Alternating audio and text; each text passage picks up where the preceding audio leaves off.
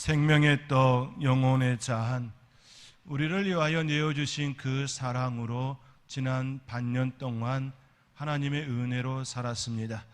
그 은혜에 늘 감사하며 주께 고백하는 저와 여러분 가운데에 더 풍성한 2023년 하반기가 되어지기를 주님의 이름으로 축원드립니다. 오늘은 7월 첫째 주일 맥주 감사 주일로 보내고 있습니다. 맥주절은 유대의 3대 절기인 유월절, 칠칠절, 초막절 중 하나인 칠칠절입니다. 맥주절을 칠칠절이라고 부르는 이유는 유월절이 끝난 후 7주가 끝난 다음 날, 즉 50일째 되는 날 곡식을 처음 거두어 수확의 첫 열매를 하나님께 드린 절기이기 때문입니다. 즉 7일의 7주이기 때문에 77절이라는 그런 의미입니다. 출애굽기 23장 16절 말씀에 맥주절을 지키라, 이는 내가 수고하여 밭에 뿌린 것의 첫 열매를 거둠이니라 말씀하고 있습니다. 팔레스틴 지역에서는 보리가 4월에 익습니다. 물론 밀은 조금 더 늦게 익기도 하지요. 그래서 보리 추수가 구릉지대에서는 5월 말이나 6월 초까지도 끝나지 않을 때가 있습니다. 그러므로 맥주절을 지키는 날짜는 매우 유동적이었습니다. 7월 초에 맥주절을 지키지만 맥주절이 이날이다 이렇게 말할 수 없는 부분 또한 있음을 볼 수 있습니다. 그러나 오늘 우리들이 매년 7월 초에 맥주절을 지키는 의미는 지난 반년 동안, 지난 6개월 동안 우리를 지켜주신 하나님의 은혜를 감사드리며 또한 남은 6개월을 감사로 시작하자라는 의미 또한 담고 있기 때문입니다.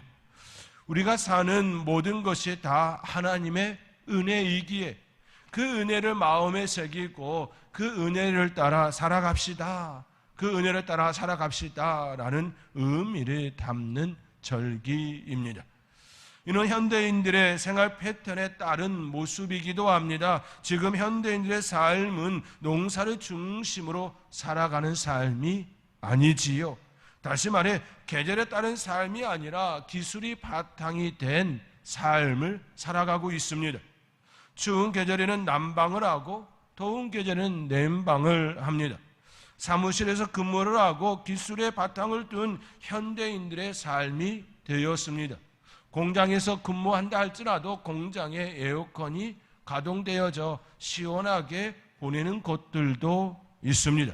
급기야 이제는 농사도 건물 내에서 이루어지기 시작하였습니다. 제철 과일이라고 하는 것이 무색할 정도로 이제는 어느 때든지 우리가 원하는 것을 먹는 그런 시대에 살고 있습니다. 또한 건물 내에서 농사가 이미 시작되어졌기에 언제 씨를 뿌리는지 언제 거두는지 그것이 중요한 문제가 아니 되었습니다. 예전에는 일기에 따라 곡식을 씨앗을 심고 거두는 그 일이 매우 중요하였지요. 비를 주시는 그 하나님을 간절히 바라보며 기도하는 그 모습이 일상의 자리였습니다. 그러나 지금은 전혀 그런 모습이 아닙니다. 너무나도 잘 정비되어진 그것들을 통하여 건물 내에서 언제든지 씨앗을 심을 수 있는 그런 시대에 살고 있기 때문입니다. 많은 변화가 우리 가운데 이처럼 다가왔습니다. 그럼에도 불구하고 절대로 바뀔 수 없는 것이 있습니다. 절대로 시간이 지나고 우리의 삶의 모습이 변한다 할지라도 바뀔 수 없는 것이 있습니다. 그것은 바로 우리의 하나님은 천지를 창조하신 하나님이시고 구원하시고 보호하시고 인도하시는 그 하나님이라는 사실입니다. 우리는 죄인이었고 예수 그리스도의 보혈로 구원을 얻는 길을 얻게 되었습니다. 하나님과 우리 사이는 시간이 지나고 많은 기술 발전이 더욱 빠르게 진행된다 할지라도 우리는 결코 변할 수 없는 그 부분을 가지고 있습니다. 그렇게 우리는 하나님과 나 사이를 재정립하는 의미로서 절기를 보내야 합니다. 우리가 절기를 보낼 때에 우리는 농사의 그런 시대에 살고 있지 않기 때문에 그렇게 보내지 않아도 된다라는 것이 아니라 오히려 더 하나님과 나 사이를 재정립하는 그러한 시간으로, 그러한 의미로서 그 절기들을 보내야 하는 것입니다. 맥주 감사 주일 역시 그러한 의미를 우리는 담아야 합니다. 현대인들에게 있어서 더욱더 더 큰 의미가 있음을 말하고 있는 것입니다. 우리는 이 사실을 기억하며 우리를 인도하시고 보호하시고 하나님의 나라로 인도하시는 그 하나님께 감사로 온전히 나아갈 수 있는 저와 여러분이 되어질 수 있기를 주님의 이름으로 축원드립니다. 오늘 본문의 말씀에서도 그러한 의미를 잘 담아내고 있습니다. 주의 형제 야고보는 하나님을 가까이 하라, 하나님을 가까이 하라 말씀합니다. 이는 우리가 품어야 할 마음과 삶의 자세입니다. 하나님께서는 이미 우리에게 다가오셨습니다. 사랑으로 다가오셨습니다. 죄인을 사랑으로 품으시고 다가오셨습니다. 그 사랑에 우리가 해야 할 일은 우리를 사랑하시는 그 주님을 더 가까이 하는 일입니다. 이스라엘 백성들이 절기를 통하여 하나님께 더 가까이 나아갔던 것처럼 우리 역시 우리의 삶의 자리가 하나님께 더 가까이 가는 시간이어야 합니다. 그것이 우리가 살아갈 이유이고 축복입니다. 이는 마치 부모와 자녀와 같습니다. 부모가 자녀를 잉태한 후 모든 것을 준비하고 맞이한 것처럼 우리 하나님께서도 우리를 위해 준비하시고 맞이하여 주셨습니다. 부모가 자녀를 정성으로 돌보며 양육한 것처럼 하나님께서는 우리를 정성으로 돌보며 양육하고 계시지요. 힘들고 어렵고 고난 가운데 있을 때에 홀로 내버려 두지 아니하십니다. 부모가 자녀의 삶을 늘 생각하며 기도하는 것처럼 우리 하나님께서도 우리를 늘 생각하시며 다가와 주셨습니다. 우리 하나님께서 먼저 우리에게 손을 내밀어 주셨고 먼저 다가와 주셨습니다. 주의 형제 야고보는 바로 이러한 관계 속에 있는 하나님과 우리 사이를 알고 하나님을 가까이 하라, 하나님을 가까이 하라 이처럼 말씀하고 있습니다. 그때 우리가 함께 생각해야 할 것은 두 마음을 품지 않는 것입니다. 하나님을 생각하면서 세상의 정욕이나 내 욕심에 이끌린 욕망에 내 마음을 빼앗긴다면 결코 하나님께 더 가까이 갈 수 없을 것입니다. 그 욕망이, 그 욕심이 우리의 마음을 무너뜨리게 하고 하나님께 가까이 하는데 방해물이 되게 할 것입니다. 사단은 그것을 노리고 있는 것이지요. 욕심, 우리 안에 일어나고 있는 그것들에 대하여서 그래 잘한다 가져야 한다 그렇게 우리에게 유혹하고 현혹된 모습으로 나타나게 되기를 간절히 바라지요. 우리는 우리의 삶의 자리에 진정 무엇이 중심이 되어야 하는지 늘 점검해야 하는 것이지요. 우리는 한 가지만 선택해야 합니다. 누군가는 왜 선택해야 하느냐라고 물을 수도 있을 것입니다. 바구니 안에 여러 개가 있는데 왜 하나만 가져야 하느냐라고 그렇게 생각하며 이해하게 분들도 있을 것입니다. 그렇지요. 우리의 인생이 마치 바구니 속에 있는 여러 개를 가지는 취하는 형태의 삶이라면 그렇게 말하는 것 맞습니다. 여러 개를 취할 수 있습니다. 그러나 우리의 인생 가운데에 우리 하나님께서 말씀하시는 그 부분은 결코 바구니 속에 있는 여러 개 중에 취하는 그 형태가 아니라는 데 문제가 있습니다. 우리의 삶은 마치 갈림길 앞에 놓여져 있는 것과 같습니다.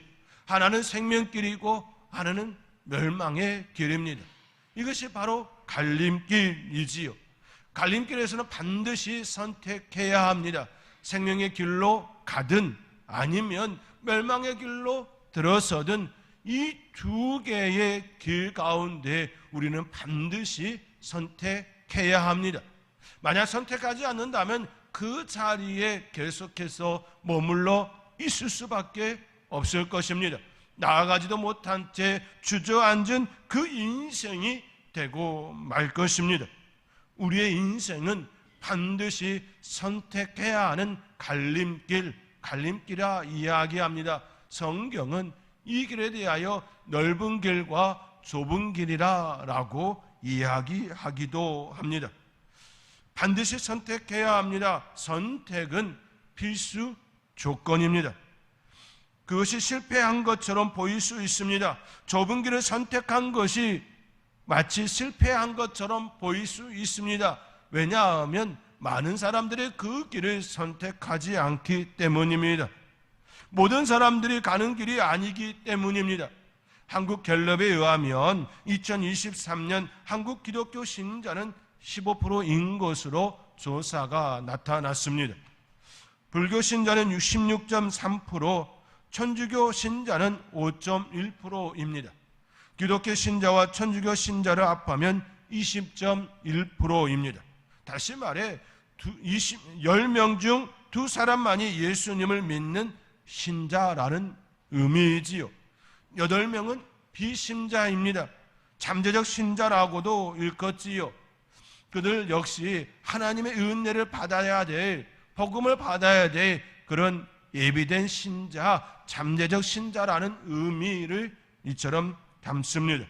그만큼 좁은 길에 들어선 사람들이 많지 않음을 일컫습니다. 결코 많지가 않습니다. 늘 적었습니다. 왜냐하면 그 길은 오직 예수님만 바라보고 가는 길이기 때문입니다. 생명길이지만 그 길은 좁은 길이기 때문입니다. 때로는 예수님을 따라가기 위하여서 우리의 삶의 자리에 버려야 할 것들이 참 많기 때문입니다. 때로는 우리의 욕심을 내려놓아야 할 때가 있습니다. 때로는 우리의 시간을 하나님께 드려야 할 때가 있습니다. 우리의 물질도 마찬가지인 것이지요. 우리는 그런 삶을 살아야 하기 때문입니다. 그래서 많은 사람들이 그 길을 선택하지 않습니다. 왜냐하면 손해보는 것처럼 보이기 때문입니다. 그러나 분명한 한 가지 사실은 그 길을 선택한 자들에게 주시는 하늘의 상이 크다라는 것입니다. 주의 형제 야고보는 10절 말씀을 통하여 우리에게 이처럼 말을 건네고 있습니다. 오늘 본문 10절의 말씀입니다. 우리 함께 읽겠습니다. 주 앞에서 낮추라. 그리하면 아멘. 그리하면 주께서 너희를 높이시리라. 하나님께서 우리를 높여주시겠다 말씀합니다. 우리 하나님을 가까이 하는 자, 우리 하나님 앞에 자기 자신을 낮추는 자, 좁은 길을 선택한 자, 그들을 하나님께서 높이시겠다 말씀합니다. 이것이 바로 하늘의 상입니다. 하나님께서 우리를 높여주셔서 하나님의 아들이 되게 하셨습니다. 하나님께서 우리를 높여주셔서 천국의 기쁨을 누리게 하게 하여 주셨습니다. 천국의 맛, 그 맛을 느끼는 자들이 되게 하여 주셨습니다. 이것은 오직 예수 그리스도 안에 있는 우리만이 누릴 수 있는 축복이고 하늘의 상입니다. 예수 그리스도 안에 있는 자들에게 우리 하나님께서 허락하여 주시는 놀라운 상입니다. 사랑하는 성도 여러분, 지난 반년 동안 우리를 지키시고 보호하시고 인도하여 주신 하나님을 바라보며 그분을 더욱 가까이 하시기 바랍니다. 두 마음이 아니라 오직 예수 그리스도 안에서 그 은혜를 누리며 살아가는 복된 하나님의 사람들이 되어지시기 바랍니다. 이것이 우리가 그분 안에서 누리는 참된 소망이고 기쁨이고 은혜이며 축복입니다. 그 축복을 온전히 누리며 하나님께서 주시는 하늘의 상을 날마다 여러분의 삶의 자리에서 누리며 또 누리며 나아가시기를 주님의 이름으로 축원드립니다. 기도하겠습니다.